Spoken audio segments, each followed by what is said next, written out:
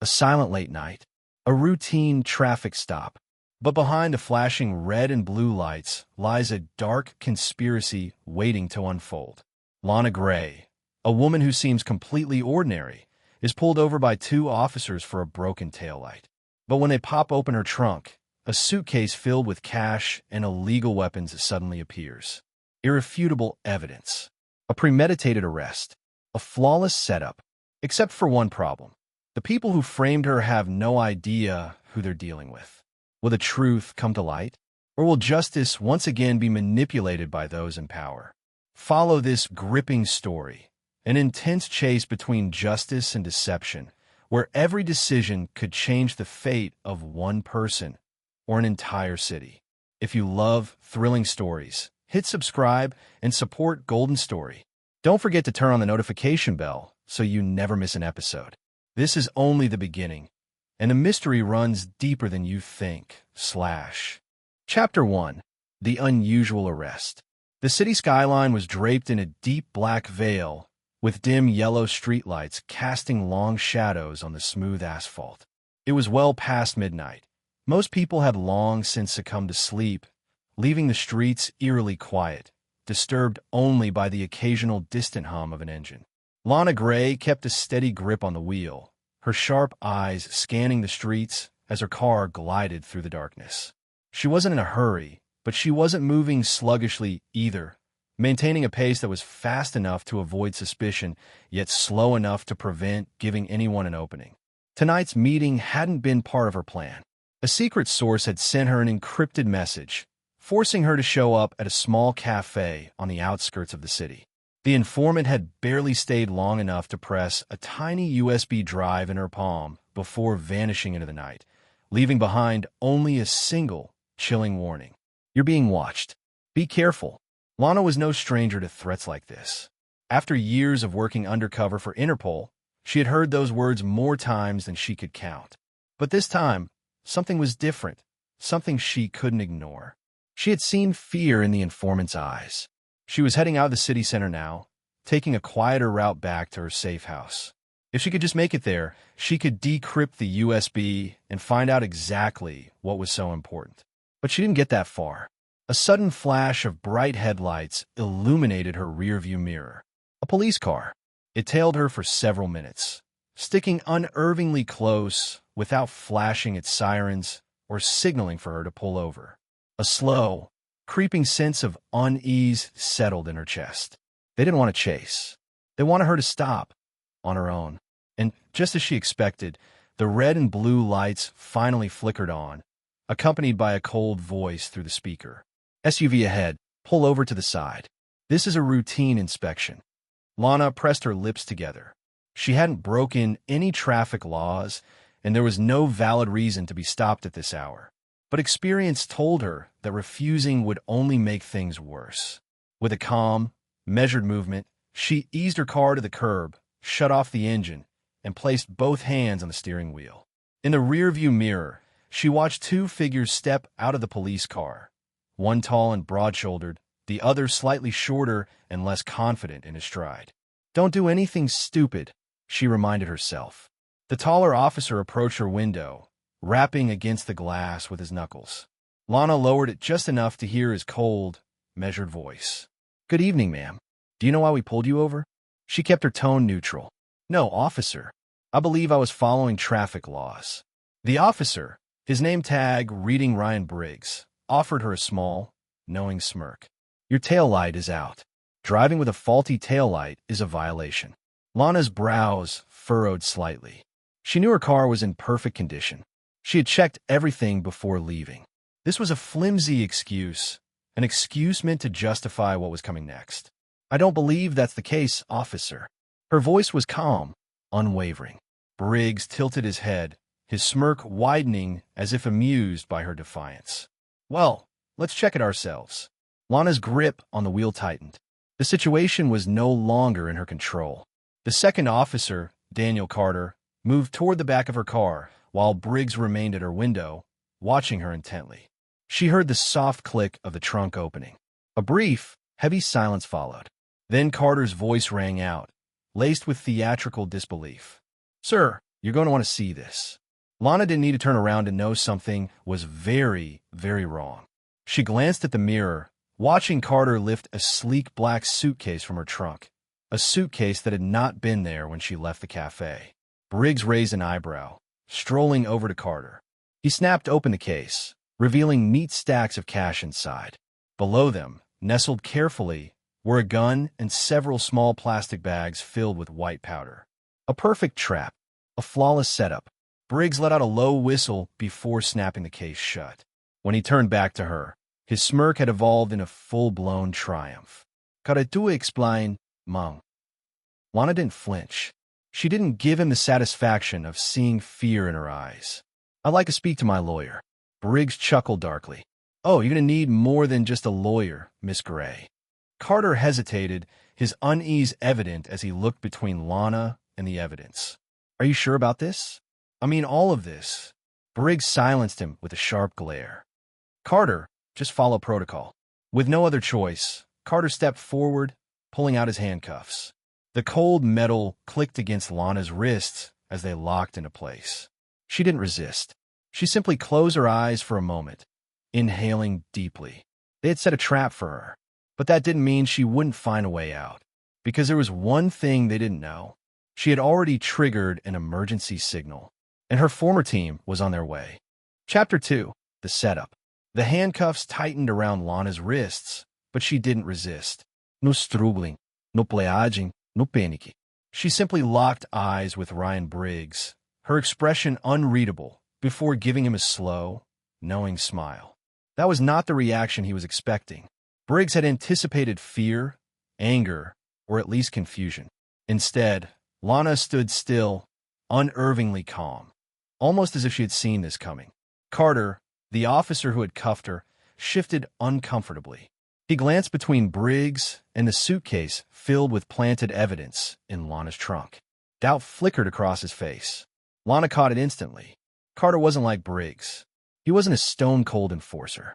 He might have been pulled into this setup, but he wasn't fully convinced. A weak link. She could exploit that later. Right now, she had something more important to do. With the slightest movement, she pressed her thumb against the inside of the silver ring on her left index finger. No one noticed.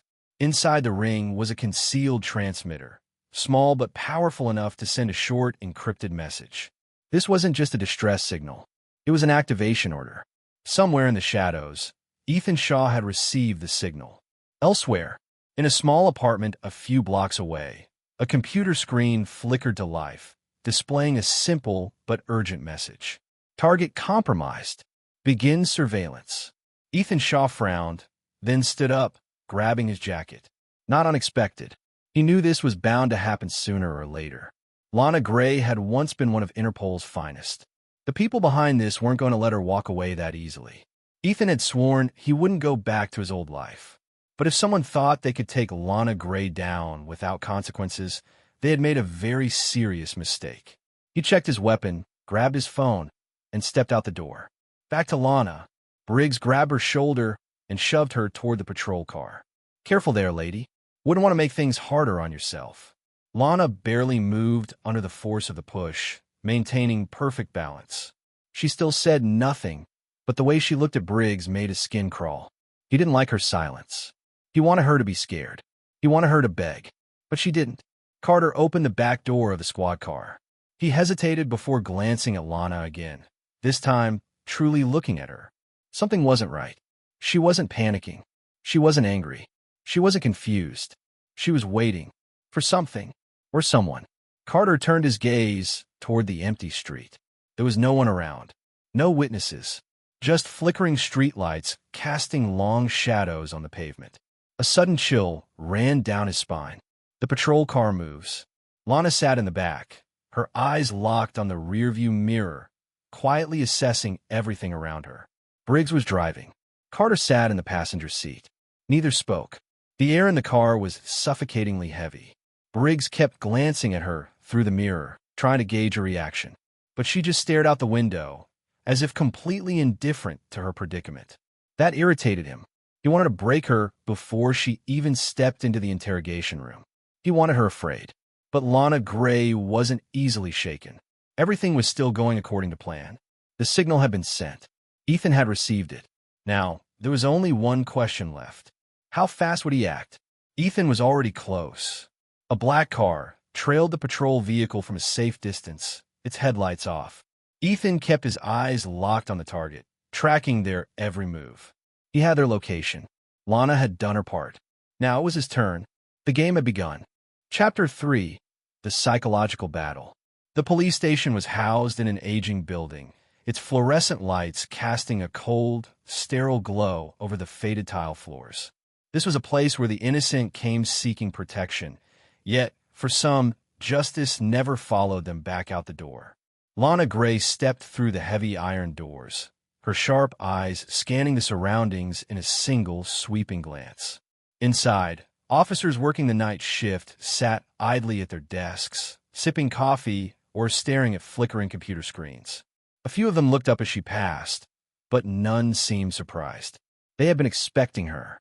Briggs tightened his grip on her arm and shoved her forward toward the interrogation wing. Lana didn't resist, but neither did she show weakness. Her posture remained steady, controlled, unshaken. She entered a dimly lit room furnished with only a battered wooden table, 2 metal chairs, and a one-way mirror.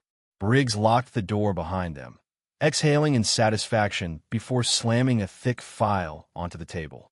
"Welcome to hell, Gray." His smirk widened, the glint in his eyes betraying how much he enjoyed believing he had the upper hand. Lana sat down slowly, her body language relaxed, as if this were nothing more than a routine conversation. Her gaze flickered toward Carter, who lingered by the door with his hands shoved deep in his pockets. The conflict in his face was clear. Briggs settled into the chair across from her, while Carter opened the folder, flipping through the pages detailing her supposed crimes. His fingers hesitated as he turned a page. Then he froze. A warrant had already been signed before her arrest. That made no sense. This was supposed to be a random traffic stop.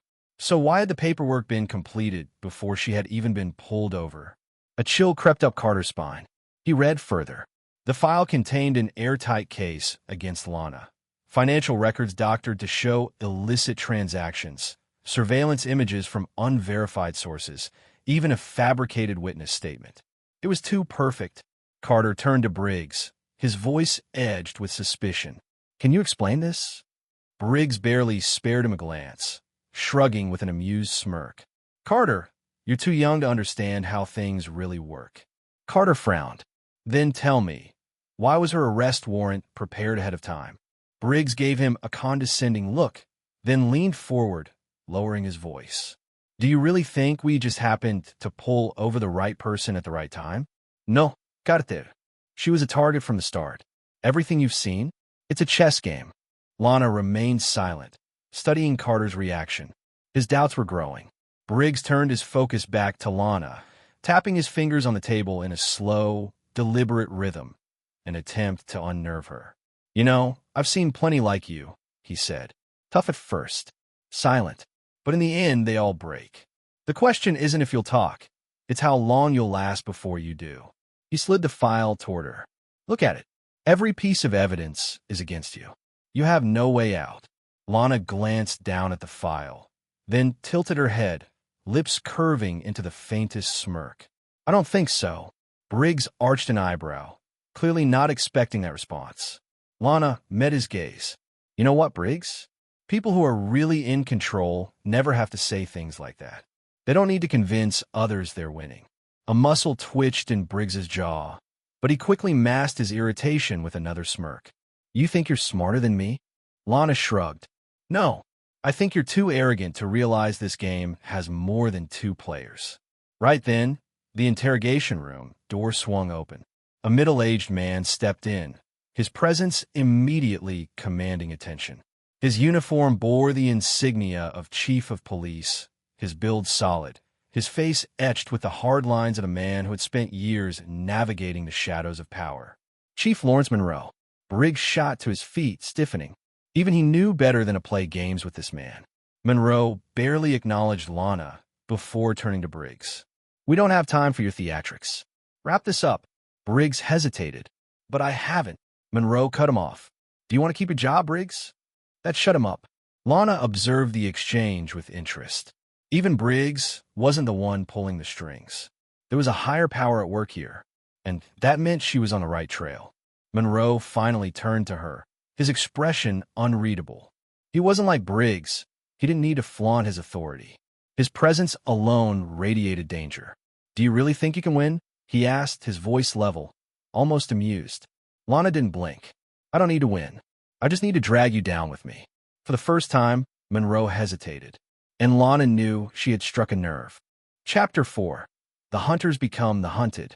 A dimly lit apartment. The only source of illumination came from a computer screen flickering with complex lines of code. Ethan Shaw sat at his desk, fingers moving swiftly over the keyboard like a pianist playing a symphony of survival. From a moment Lana's distress signal was sent, he had been working to breach the police department's internal servers, digging for anything that could help her. After several tense minutes, a deeply buried encrypted file unlocked before his eyes. And the moment he read it, he understood exactly why Lana had been targeted. Briggs and Chief Monroe weren't just corrupt cops. They were pawns in something much larger. Ethan quickly sifted through secret financial transactions tied to both men. Suspicious wire transfers. Millions of dollars funneled into Monroe's private accounts through a shell company. Hidden records linking Briggs to an international crime syndicate. Erased case files, specifically one involving an investigation Lana had worked on, a case that had been shut down under highly suspicious circumstances. Everything pointed to one name: the Black Sun, a notorious criminal organization specializing in smuggling, bribery, and the elimination of high-risk witnesses. Ethan clenched his fists. Now it was clear. Lana wasn't just a threat to them. She knew something they were desperate to keep buried. This wasn't just an arrest. This was an execution in disguise. Inside the interrogation room, Carter couldn't take his eyes off the file in his hands. He had been a cop for years, but he had never seen a case so perfectly fabricated. Every detail, every piece of evidence fit too well, like a script written in advance. A knot formed in his stomach. He turned to Lana. She sat completely still, as if none of this surprised her. She wasn't afraid. She was waiting for him to make a decision. Carter swallowed hard. If this file was real, then everything he believed in, everything he stood for, was a lie. Briggs, noticing Carter's hesitation, smirked and clapped him on the shoulder.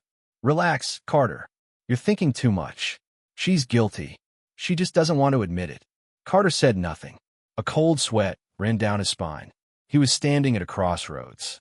Follow orders and become another pawn in a rigged system. Expose the truth and go against the very institution that gave him his badge. He had no idea which path to take. Then Lana spoke, her voice calm, measured. "You know what, Carter? Guys like Briggs always think they have control. But I've seen men like him before. And guess what? They never win." Briggs's expression darkened. "What the hell are you talking about?" Lana shifted her gaze to Carter. "The real question is, whose side are you on?" Carter's heartbeat thundered in his ears. She wasn't just talking about this case.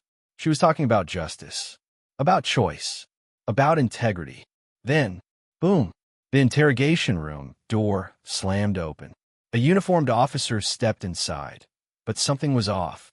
Nobody, no name tag. And the moment Lana looked into his eyes, she knew. He wasn't a cop. He was an assassin. Briggs instinctively reached for his gun. "What the hell is this?" he barked. But it was already too late. PHFFD.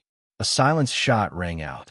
Briggs collapsed, a bullet buried deep in his chest. Carter stumbled backward, reaching for his weapon, but the assassin was faster. He stepped toward Lana, smirking. "You've been a real problem, Grey." Then, boom!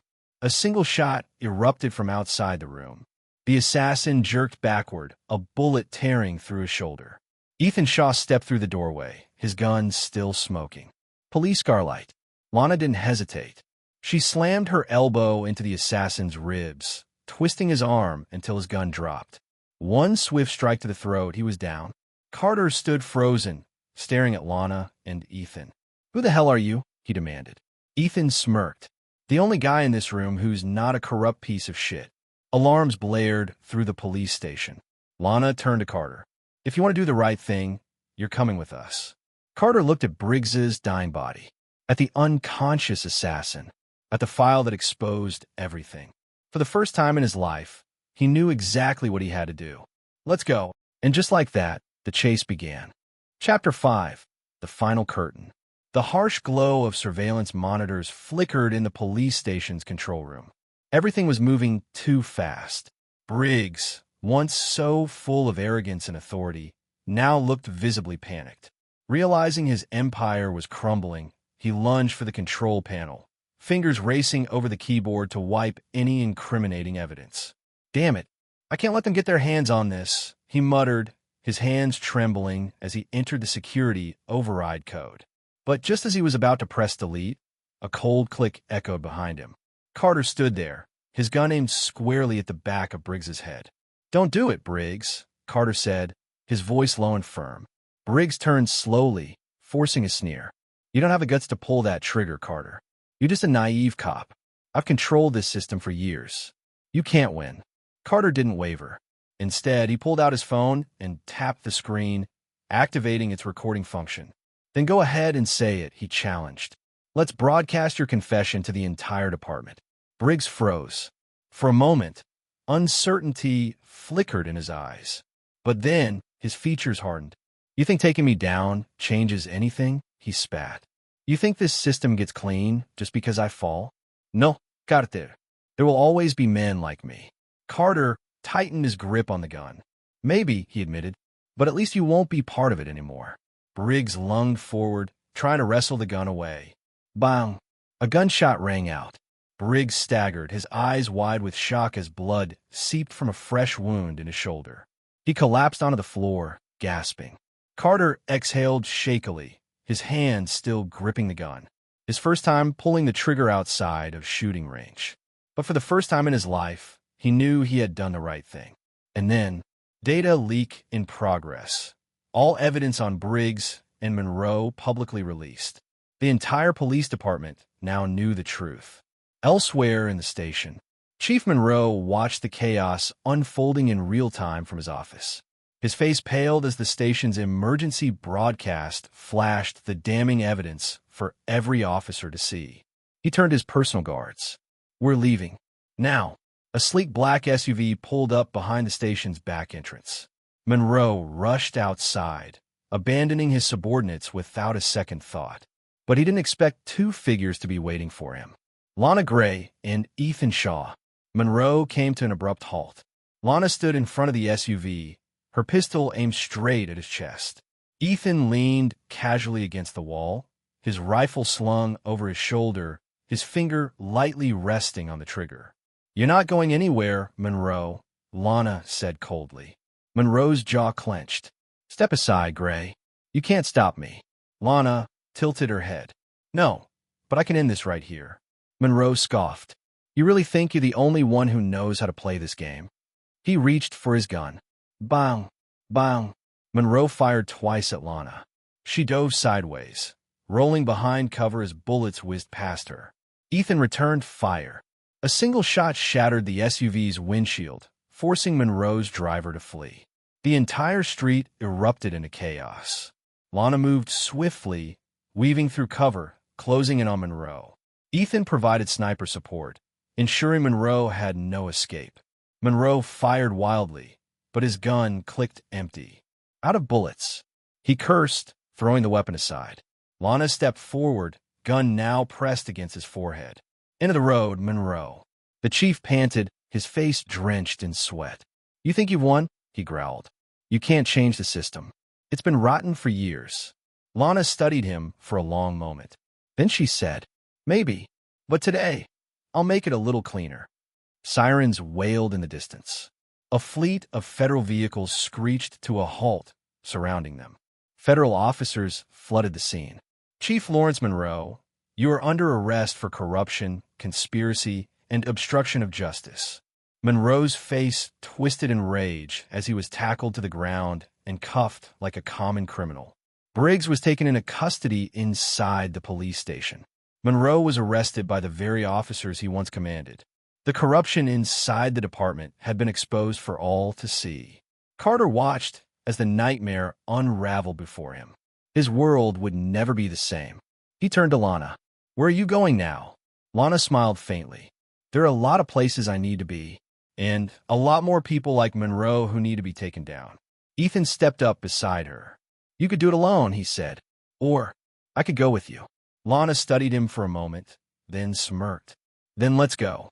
Together, they walked into the first light of dawn, leaving behind a city that had just been cleansed of darkness. But they both knew there were still secrets left to uncover, and the fight was far from over.